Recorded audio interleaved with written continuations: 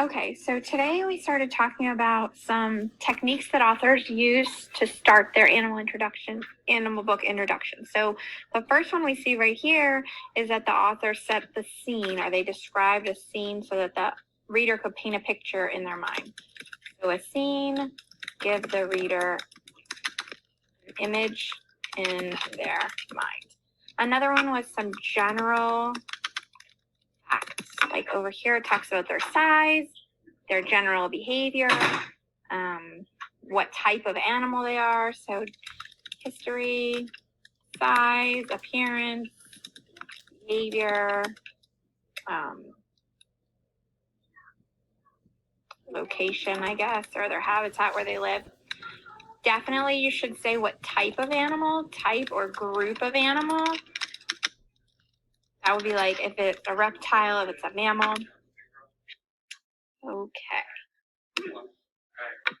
Okay, so we also looked at this example where they used a lot of descriptive language. Imagine snow falling silently in the great woodlands of North America.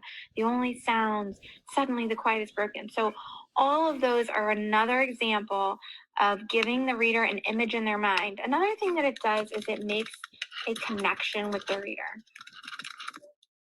You might want to tie into connect to what the reader already knows about this animal. So this one talks a lot about what people misunderstand about wolves. On that point, we read the garter snake one. This one kind of gives the point of view from the animal.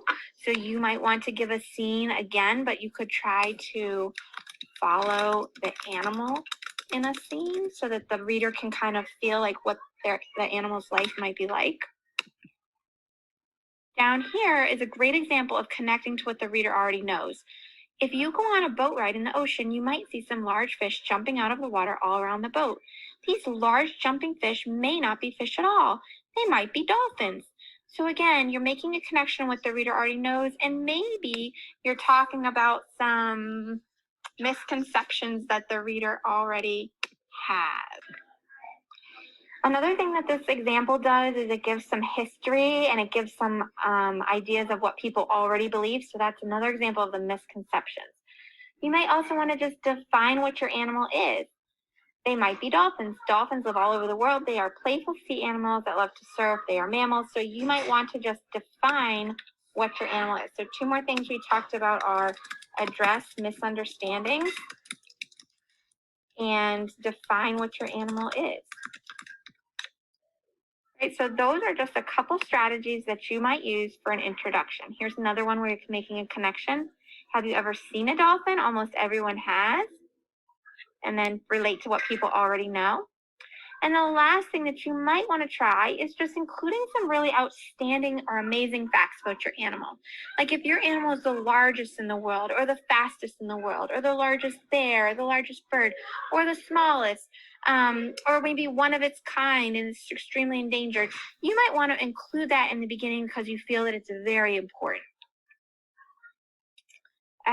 These examples here also start by saying, like penguins are a type of bird. So again, saying the group, a little bit about their behaviors, a little bit about their appearance. You can kind of give a sampling from each topic: habitat, physical characteristics, behaviors. You can kind of give like a little bit of a hint at each one in your introduction, but you might also say the species to let them know how many of your animals there are. For example, this introduction on rattlesnakes starts out right away by telling all the different types of rattlesnakes, the type of animal it is, and then maybe some things that they're known for. So here are a bunch of techniques that we talked about. Set a scene, give the reader an image in their minds, share general facts or background on their history, size, appearance, behavior, location, tell the type or group of animal, have the reader make a connection, connect to what they already know, address any misunderstandings, or you might even follow the animal in a scene, or you might choose to define what your animal is, and that could go with talking about the group or type of animal. All right, so those are some strategies that I'd like to see you try. You don't have to use every single one, but use some of these ideas when you write your own introduction.